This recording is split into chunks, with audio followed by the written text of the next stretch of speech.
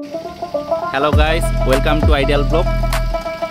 আজকে আমরা আমাদের পিকনিক স্পট বুকিং করতে এসেছি। এটা হচ্ছে আমাদের ঘোড়াশাল পাঁচদোনা হাইওয়ে, যেটা তার পাশেই। পার্কের নাম হচ্ছে আমাদের বাংলাদেশ নেচার স্টাডি পার্ক।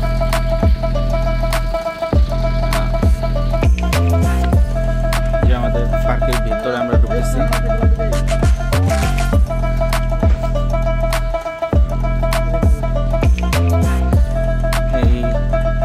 এটা হচ্ছে পার্কের সাইড।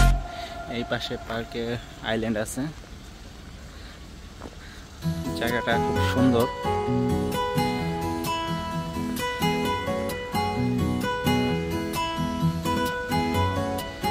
যে এখানে একটা হচ্ছে আইল্যান্ড, চারদিকে পানি।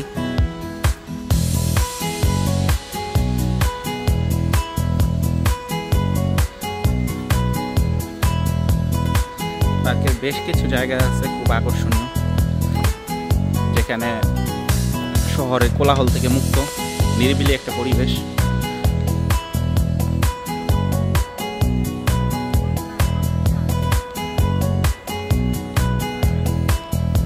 এই যে আমাদের এটা হচ্ছে আইল্যান্ড যাওয়ার পথ। এই যে এখানে বলা যায় এখানে এটা হচ্ছে শের বিচ, ভাসমান ব্রিজ। এই ভাসমান ব্রিজে দিয়ে আমাদের আইল্যান্ড যাওয়ার পর এখানে বসার সুব্যবস্থা আছে। এই জায়গা দিয়ে একটা প্লেস, এদিক দিয়ে কিডস জোনে যাওয়ার প্লেস আছে।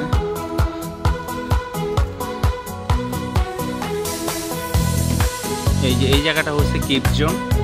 এই কিডস জোনে বাচ্চাদের খেলার সুব্যবস্থা আছে। এখানে যদিও এখন রাইডস কম, কিন্তু এই সপ্তাহের মধ্যে এখানে তারা আমাদের এনশিওর করছে যে এখানে যথেষ্ট পরিমাণ রাইডস চলে আসবে আমাদের পিকনিকের জন্য। এই জায়গাটা এই ছাউনিগুলা, বেশ কয়েকটা ছাউনি আছে প্রত্যেকটা জায়গায় আপনাদের বসার জন্য। এই যে পার্কের প্রত্যেকটা জায়গায় এরকম সুন্দর সুন্দর ফুল গাছ লাগানো আছে, যেখানে অসাধারণ ফুল ফুটছে, দেখতে খুবই চমৎকার। আসলে প্রাকৃতিক পরিবেশে পিকনিক বা রিল্যাক্স একটা ট্যুর করার জন্য বেস্ট একটি অপশন। এই হলো একটি ভেন্যু, যেখানে এই ভেন্যুতে মূলত আমাদের কনসার্ট ভ্যালু হবে। আমাদের কনসার্ট করার জন্য, সাংস্কৃতিক অনুষ্ঠান সেটা করার জন্য এই ভেন্যুকে আমরা সিলেক্ট করছি। এইখানে আমাদের কন্টেনার ভিত্তিক কিছু রুম আছে। এই কন্টেনার রুমগুলোর মধ্যে আমাদের বিশ্রাম নেওয়ার ব্যবস্থা আছে। এখানে বেশ কয়েকটা কন্টেনার ভিত্তিক রুম আছে, যেগুলোতে আমরা ইতিমধ্যে রিজার্ভ করেছি আমাদের পিকনিকের জন্য। এই যে আমাদের কনসার্ট বা আমাদের সাংস্কৃতিক অনুষ্ঠান মাঠের পাশেই ঠিক এই যে এই মাঠটা হচ্ছে আমাদের রিজার্ভ করা হয়েছে আমাদের খেলার জন্য। আমাদের যে ক্রীড়া প্রতিযোগিতা, বার্ষিক ক্রীড়া প্রতিযোগিতার অনুষ্ঠান থাকবে, তার জন্য এই জায়গাটা আমাদের রিজার্ভ করা হয়েছে। এই যে যে রাস্তাটা, এই রাস্তাটা একদম আইল্যান্ডের পাশে। এই আইল্যান্ডের এখানে কাইকিং, স্পিড বোট এর সুন্দর ব্যবস্থা আছে। এখানে এই যে দেখা যাচ্ছে যে আইল্যান্ডের মাঝে পানি ব্যবস্থা আছে। এখানে চাইলে আপনি কাইকিং করতে পারবেন। এখানে পর্যাপ্ত পরিমাণ লাইফ জ্যাকেটের ব্যবস্থা আছে। এই যে এখানে আরেকটি রেস্ট হাউস। প্রত্যেকটা রেস্ট হাউসে প্রায় 3 থেকে 4টা রুম আছে, এবং রেস্ট হাউসের মধ্যে ওয়াশরুমের ব্যবস্থা আছে। রেস্ট হাউসগুলো ভিতরে খুব সুন্দর বলা যায়, বসার ব্যবস্থা, রেস্ট নেওয়ার ব্যবস্থা সব কিছু আছে। এই যে এখানে আপনার প্রত্যেকটা আইল্যান্ডের ঠিক পাশেই আপনার এই যে বেঞ্চের ব্যবস্থা আছে। আপনারা এই বেঞ্চে বসে আইল্যান্ডের সুন্দর ভিউ উপভোগ করতে পারবেন। আমাদের রাস্তা পার্কের, যদিও এখন আলো কমে গেছে, সন্ধ্যার দিকে প্রায় আমরা ভিডিওটা করতেছি, এজন্য একটু অন্ধকার দেখা যাচ্ছে। তবে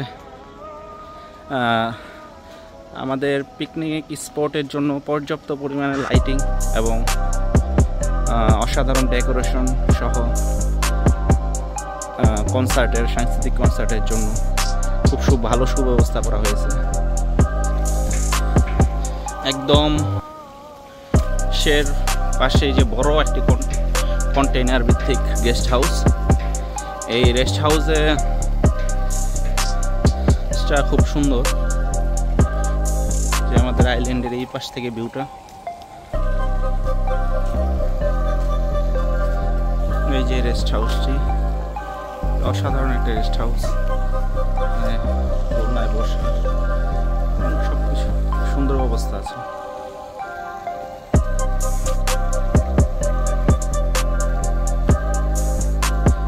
তাদের এই রুমগুলোতে ছোট ছোট যে ছাউনিগুলো আছে, সেখানে প্রত্যেকটা ছাউনির মধ্যেই তারা বসার সুব্যবস্থা রাখছে।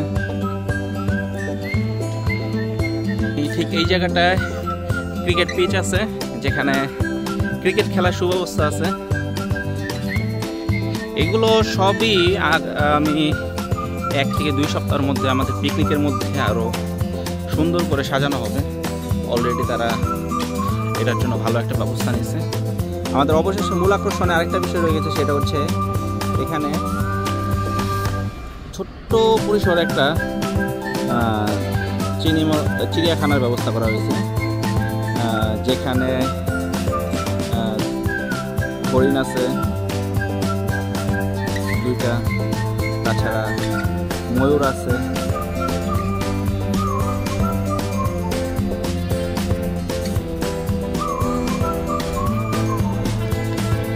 এই পর্যন্তই আমাদের ব্লগ। আশা করি ক্যামেরাতে যতটুকু দেখানো গেছে এই পার্কটা আসলে বাস্তবে তার চাইতে অনেক বেশি সুন্দর। যদি আমরা আসি তাহলে হয়তো বা এর চাইতে খুব ভালো কিছু আমরা উপভোগ করতে পারবো।